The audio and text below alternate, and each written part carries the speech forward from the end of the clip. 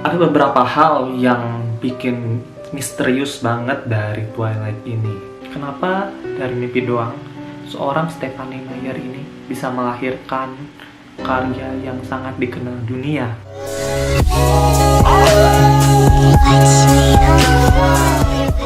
Hey, jangan lupa pencet tombol subscribe-nya untuk dukung channel ini. Thank you. Oke gengs, balik lagi sama gue Ajis. Kali ini kita akan bahas tentang hal misterius dari serial TV yang booming banget 10 tahun atau maybe 11 tahun yang lalu ya, yaitu Twilight. Nah, ada beberapa hal yang bikin misterius banget dari Twilight ini. Jadi akan kita bahas kali ini. Jangan lupa kalian subscribe dulu channel ini dan udah deh, subscribe aja deh. Kalau kalian belum makan dulu baru kita lanjutin cerita tentang Twilight ini.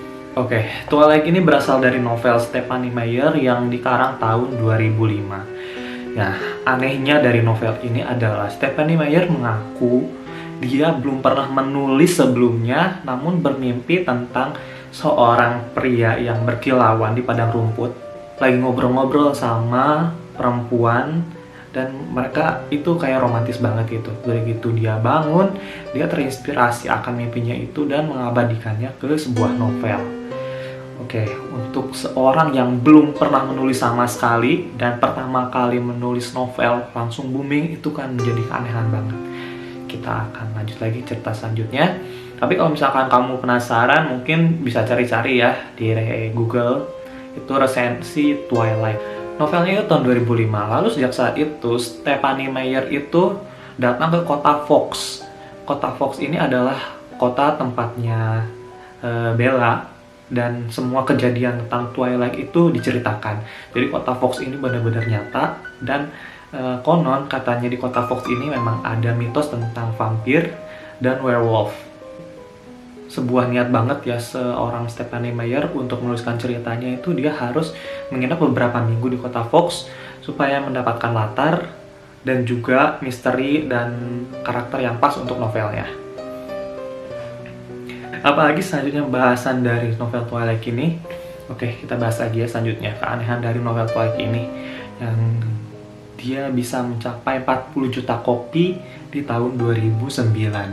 Dalam 4 tahun saja udah diterjemahkan ke 37 bahasa dan 40 juta kopi. Wow banget, sampai dituliskan dari novel ke filmnya.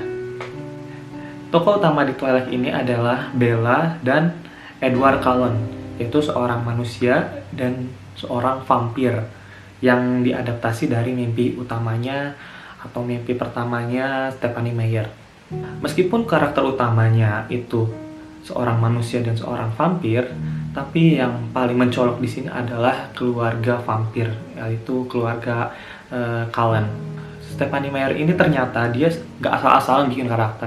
Dia memang meneliti apa sih kalau misalkan vampir yang baik, dan emang terkesannya vampir di film Twilight ini itu adalah seorang yang baik ya, bukan seorang yang sadis atau fanatis menyedot darah orang dan lain sebagainya. Jadi vampir di keluarga ini adalah keluarga yang baik. Dan kalau kalian buka ensiklopedia vampir, memang benar ada vampir yang baik, yaitu Stregoni Benefici. Atau itu dalam bahasa Italia, kalau kita terjemahan ke Indonesia adalah vampir yang baik atau vampir yang menguntungkan. Nah, masih belum jelas juga ini Stregoni Benefici itu seperti apa. Namun yang jelas vampir ini baik ya.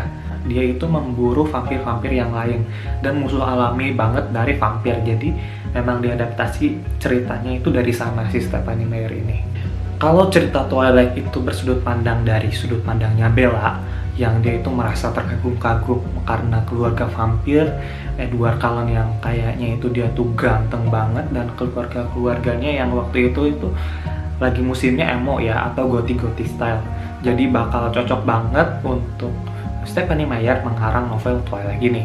Nah, kalau gue sekarang ini akan berpendapat tentang sudut pandangnya dari keluarga vampirnya di gengs.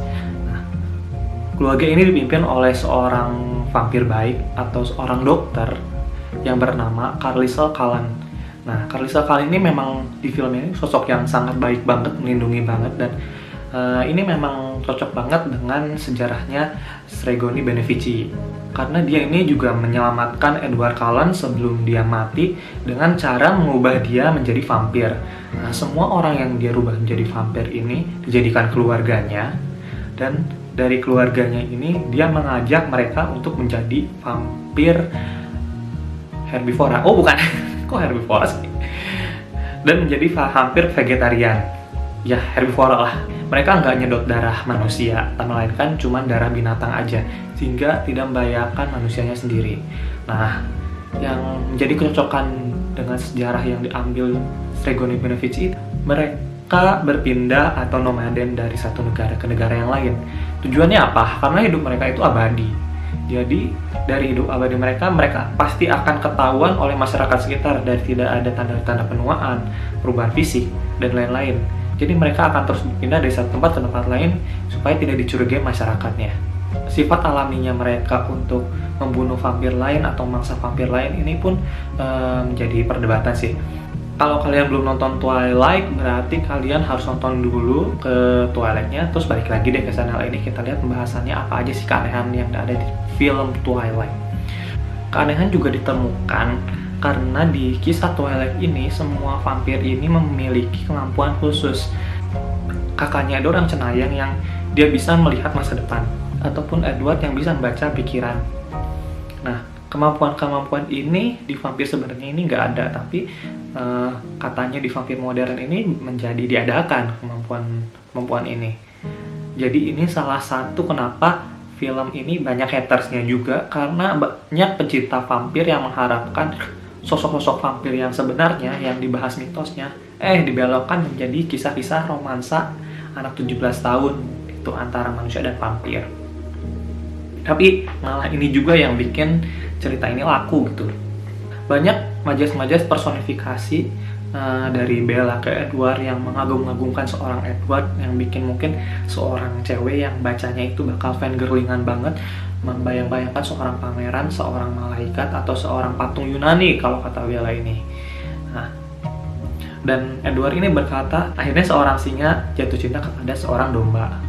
Ini memajaskan cinta yang tulus banget, meskipun keluarganya ini dari sekte yang berbeda. Hal apa sih sekte? Dari bangsa yang berbeda.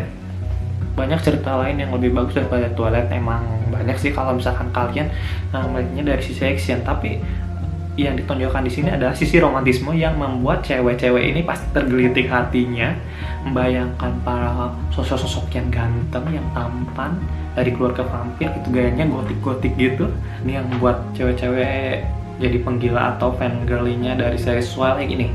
Ternyata dari cerita tersebut kita bahas kenapa sih novel atau film Twilight ini laku. Pertama, spot ceritanya ini adalah cerita SMA dari Bella yang umurnya 17 tahun mendapatkan cinta seorang vampir di sekolah SMA. Jadi ini bakal jadi fantasi banget untuk cewek-cewek buat fangirlingan membaca novel ini. Romantisme antara manusia dan vampir gitu, bukan antara manusia dan manusia lagi yang sudah biasa. Terus nomor 2, komposisi film ini atau novel Twilight ini 90% ini romance, lalu 8% action dan 2% mitos. Jadi karena romansnya lebih banyak, jadi ceritanya ini tuh ringan banget guys. Karena ringan banget ya, banyak remaja yang mengagumi film ini dan menjadi fansnya dari Twilight tersebut.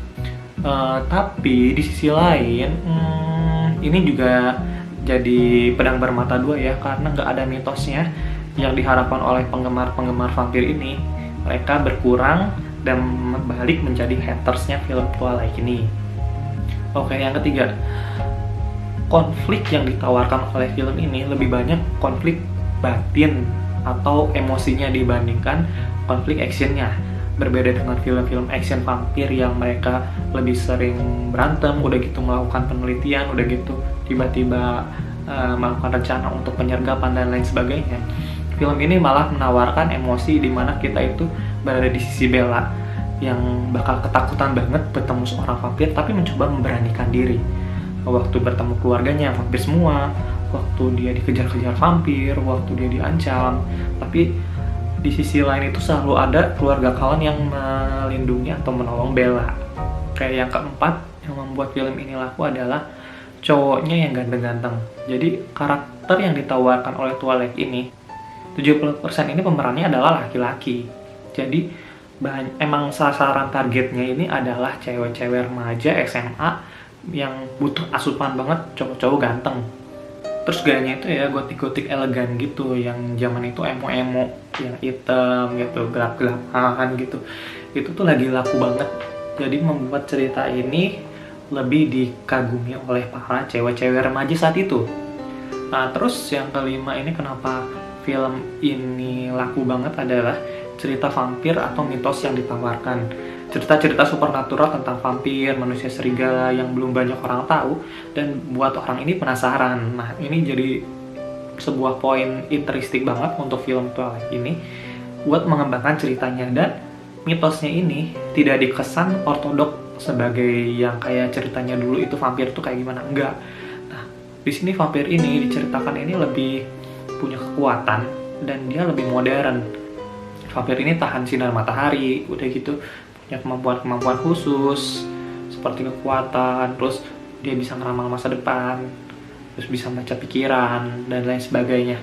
Jadi dia mengadaptasi banget vampir yang legenda dulu ke modernisasi zaman sekarang, sehingga ceritanya ini bisa dikembangin lagi dengan bertemunya juga nanti dengan Jacob yang nanti diketahui adalah werewolf atau manusia serigala. Oke, itu pembahasan kita soal film terlaris Twilight di tahun 2009. Kenapa film ini laku banget? Jadi bukan misterinya aja ya, tapi yang jadi satu pertanyaan di sini adalah kenapa dari mimpi doang seorang Stephenie Meyer ini bisa melahirkan karya yang sangat dikenal dunia meskipun sebelumnya dia belum pernah menulis sebelumnya. Oke, thank you udah gabung di channel ini. Nanti kedepannya gue bakal banyak ngedongeng tentang misteri-misteri atau mitos-mitos yang ada di dunia ini. Stay tune, jangan lupa like dan subscribe kalau kalian suka. Sampai jumpa di video selanjutnya, bye.